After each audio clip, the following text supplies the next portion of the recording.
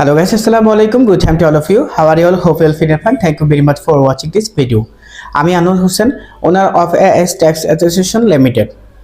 এখন যে বিষয়টা নিয়ে আলোচনা করব সেটা হচ্ছে যে বাণিজ্যিক গৃহ সম্পত্তি ক্ষেত্রে আইন রূপণের ক্ষেত্রে বার্ষিক মেরামত এবং অনুমোদনযোগ্য খরচের পরিমাণ এবং আবাসিক গৃহ সম্পত্তি আইন রূপণের ক্ষেত্রে বার্ষিক অনুমোদনযোগ্য খরচের পরিমাণ কত।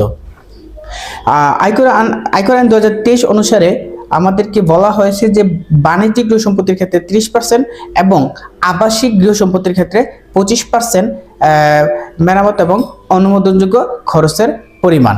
আর এর উপর ভিত্তি করে আমাদের আয়কর আইন 2023-কে কেন্দ্র করে আমরা আয়কর রিটার্ন সাবমিট করব এবং সেখানে আমাদের সঠিকভাবে বার্ষিক বাণিজ্যিক গৃহ সম্পত্তির আয় এবং হচ্ছে আবাসিক গৃহ সম্পত্তির আয়টুকু আমরা সঠিকভাবে দেখানোর চেষ্টা করব।